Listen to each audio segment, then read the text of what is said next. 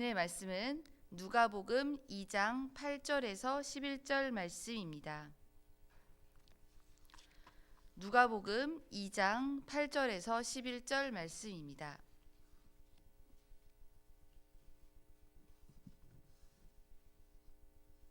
우리 함께 읽어보도록 하겠습니다.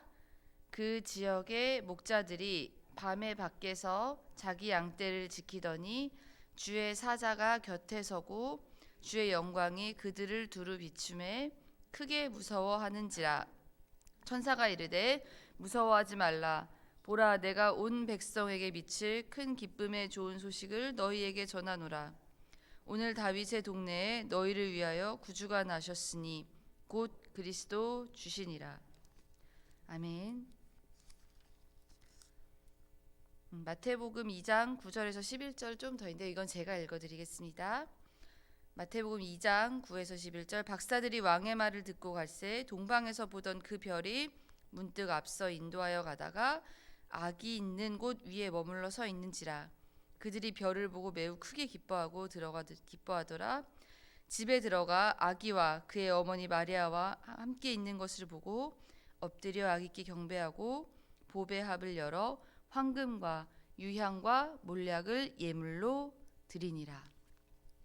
오늘 말씀의 상황은 같은 날 두 가지 사건이 일어나게 됩니다. 예수님께서 태어나신 그날 저희 지금 예쁘게 트리로 장식하듯이 큰 별이 나타났습니다. 이 별은 평소에 뜨던 별이 아닌 그날만 나타난 정말 하나님의 기적 같은 그런 큰 별이었죠. 이 별은 하나님 아버지의 또 섭리의 계시이기도 했습니다. 이 별을 보고 찾아온 무리가 두 무리가 있었습니다. 한 무리는 목자의 무리였고요. 한 무리는 박사들의 무리였습니다. 먼저 목자들에 대해서 생각해 보도록 하겠습니다. 이스라엘 사람들은 양을 치던 사람들이 많았습니다. 네, 원래 이렇게 광야나 이런 곳에서 양을 데리고 다니면서 양을 치던 목축업을 하는 민족이죠. 네, 우리나라 조상들처럼 한 곳에서 정착해서 농사를 짓던 민족이 아니었습니다. 목자들은 당시 양을 치던 사람들이었는데요. 이 사람들은 양을 가지고 있던 양의 직접 주인은 아니었을 거라고 많은 학자들이 말을 하고 있습니다. 아마도 양을 많이 가지고 있던 사람들은 아주 소수의 부자들이었고요. 이 부자들이 양을 다 관리할 수 없으니까 양을 이렇게 조금씩 떼어서 목자들에게 나누어주고 관리하고 밥을 먹여오게 시켰습니다. 그래서 목자들은 주인이 준 양을 가지고 가장 좋은 풀이 있는 곳으로 양을 데리고 다니면서 풀을 먹였던 것이지요. 좋은 풀이 있는 곳은 다른 양이나 동물들이나 사람들이 밟지 않은 곳이 많았습니다. 그래서 넓고 편한 땅보다는 좀 좁은 길, 그 다음에 높은 산, 거친 산, 깊은 산골짜기 이런 곳으로 주로 목자들은 양을 데리고 다녔습니다. 당연히 방금 제가 말씀드린 곳들이 넓은 땅, 사람들이 많이 사는 곳보다는 안전하지 않은 곳이었습니다. 그래서 그렇게 험한 곳으로 양들을 데리고 다니면서 좋은 풀을 먹였던 것이지요. 또한 이 목자들은 양이 다치거나 양이 죽게 되면은 자기가 이렇게 변상을 해야 됐었습니다. 그래서 목자들에게 가장 중요한 임무는 양에게 좋은 풀을 먹이는 것도 있지만 이 양이 다치면 안 되고 특히나 이 깊은 산속 깊은 골짜기로 갈수록 야생동물들이 너무 많기 때문에 늑대나 일이나 다윗 시대에 보면 다윗이 곰하고 사자하고 싸우기도 했다고 해요. 양을 지키다가 이런 동물들의 위험으로부터 양을 지켜야 됩니다. 그렇다면 밤에 잠을 잘 잘 수가 있었을까? 라는 생각을 했을 때 목자들은 아마 밤에 깊은 잠을 자기가 힘들었을 것입니다. 또 목자 한 명이 양떼 한 무리를 가지고 다니면 너무 위험하기 때문에 몇몇 목자들이 함께 힘을 합쳐서 같이 다니기도 했다고 해요. 그래서 이렇게 목자 여러 명이 불침번을 섰을 수도 있을 거예요 아마. 자, 너 자고 그 다음에 나 자고 이렇게 군대에서 저희 하듯이요. 또 목자들은 별을 잘 봤어야 했습니다. 왜냐면 별이 당시에는 나침반이라는 기구가 잘 발달되어 있지 않던 시대였기 때문에 별을 보면서 이쪽은 북쪽, 남쪽 이만큼 왔구나. 그래서 별을 항상 보는 것이 목자들의 아주 주된 임무였고 항상 봤기 때문에 목자들은 별에 대해 너무 잘 알았을 거예요. 이게 무슨 자리, 무슨 자리, 무슨 자리, 어떤 별, 정확한 명칭은 몰라도 이때쯤 이 별이 떠오르고 저쪽 방향에는 저 별이 있다. 지도 보듯이 알았을 것입니다. 그러던 어느 날 상상치도 못했던 평소에 한 번도 본 적도 없었던 너무나도 크고 밝은 별이 빛나는 것을 목자들이 보게 된 것이지요. 또 추위에 떨면서 힘든 삶을 살아가던 목자들에게 오늘 천사가 이렇게 나타났습니다. 보라, 내가 온 백성에게 미칠 큰 기쁨의 좋은 소식을 너희에게 전하노라. 너희를 위하여 구주가 나셨으니. 또 당시 이스라엘은 로마의 지배를 받던, 우리나라가 마치 일본의 식민지 지배를 받던 것처럼 로마의 지배를 받으면서 말도 안 되는 세금을 착취당하고 노동력을 착취당하던 시절이었죠. 말도 안 되는 이유로 군대에 이끌려가고 또 이스라엘 백성들은 세금을 이중으로 냈습니다. 로마에도 내고 그다음에 우리나라도 왜 일본의 그 앞잡이 이런 말 써도 되나요? 네. 앞잡이 역할을 하던 사람들에게 제일 많이 당했고 그게 더 속상했었죠. 같은 민족끼리. 이스라엘도 마찬가지였습니다. 같은 민족인데 같은 사람에게 세금을 뜯어가던 그 사람들에게 너무나도 고통을 당하고 있던 사람들이죠. 목자들은 이렇게 시달리고 저렇게 시달리고 이렇게 시달리던, 밤에는 잠도 제대로 못 자고 또 늘 항상 기쁜 마음으로 일할 수 없던 사람들이었습니다. 양이 다치면 안 되니까요.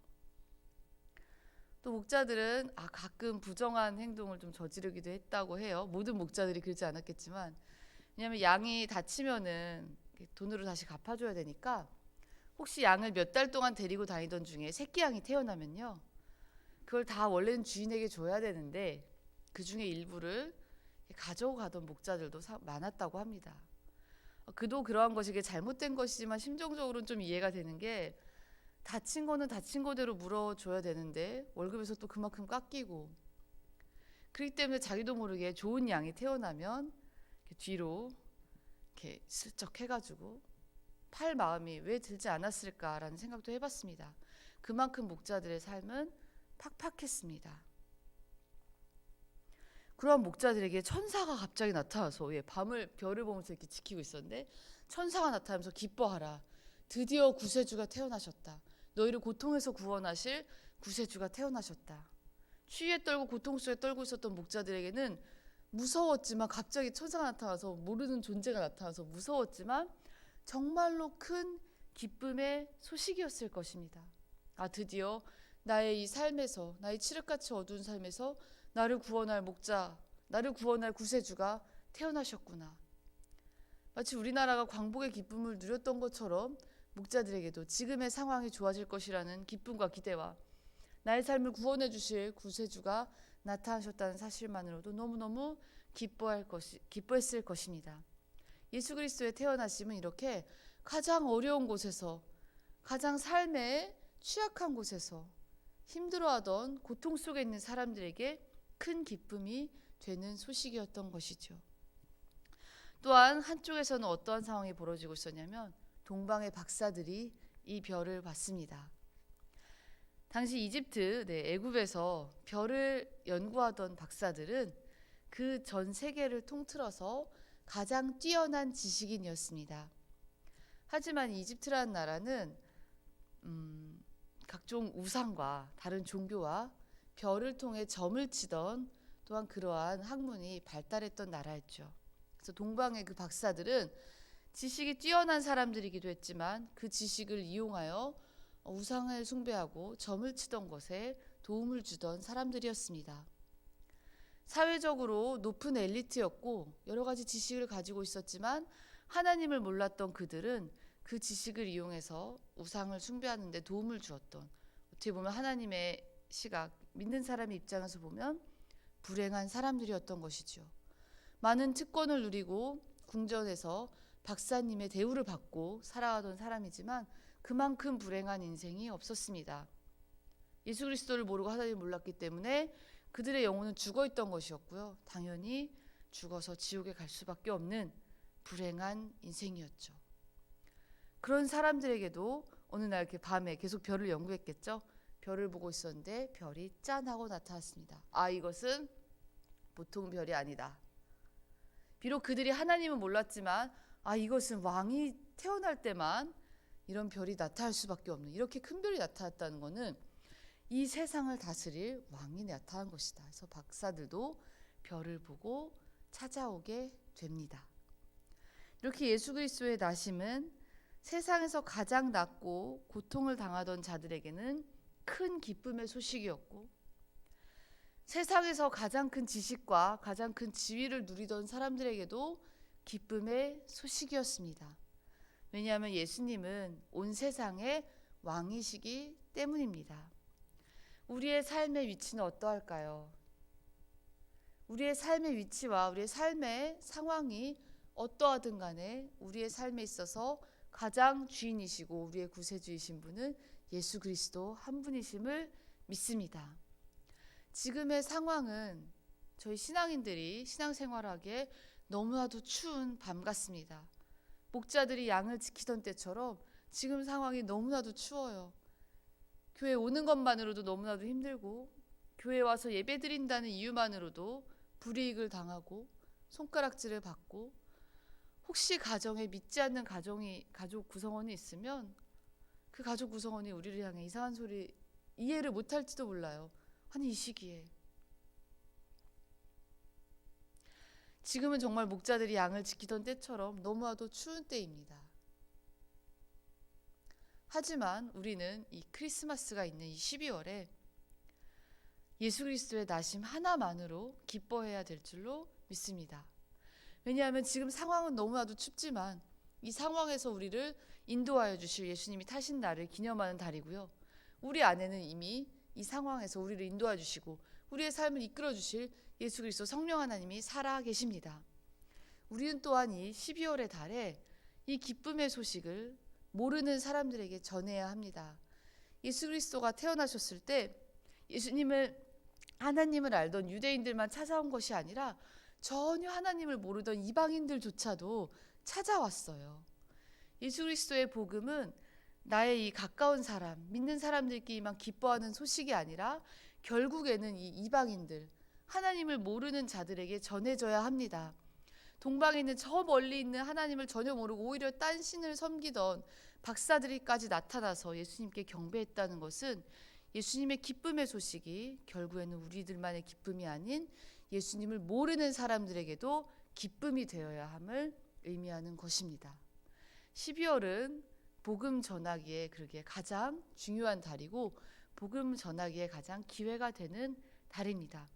비록 우리가 이 코로나의 상황 속에서 교회를 다닌다는 것을 입 밖으로 내기 너무나도 힘든 달이지만 우리는 주위에 정말 예수님을 모르고 죽어가고 있는 그 사람들에게 마치 동방의 박사들처럼 모든 지식을 누리고 모든 특권을 누리고 모든 궁전의 안락한 편안함을 누리지만 복음이 없기 때문에 예수님을 모르기 때문에 결국엔 죽을 수밖에 없는 그 사람들을 위해 우리는 복음을 전해야 할 줄로 믿습니다.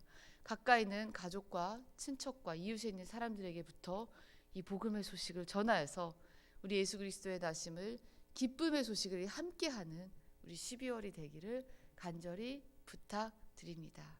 아멘. 우리 함께 기도하고 주기도문으로 예배를 마치고, 특히나 나라를 위해서 이 상황이 속히 좋아져서 기쁨의 달이잖아요. 12월 너무나도 기쁨의 달입니다. 이 기쁨을 함께 누릴 수 있는 날이 속히 오게 해달라고 우리 교회와 나라를 위해서 기도하고 돌아가시겠습니다. 기도하시겠습니다. 하나님 아버지, 이 기쁨의 소식을 전하고 싶습니다. 하나님 아버지, 지금 우리의 이 추운 밤 같은 상황을 하나님 아버지 고쳐 주시옵소서. 하나님 아버지, 코로나로 고통받고 있는 이 나라와 온 세계를 하나님 아버지 불쌍히 여기시고 우리를 구원하여 주시옵소서. 그리하여 예수 그리스도의 기쁨의 소식을 전하고 예수 그리스도를 함께 기뻐하는 이 홍천과 우리 중앙교회와 우리 한국과 이 세계가 될 수 있도록 하나님 도와주시옵소서. 감사드리며 예수님의 이름으로 기도드렸습니다. 아멘. 주기도문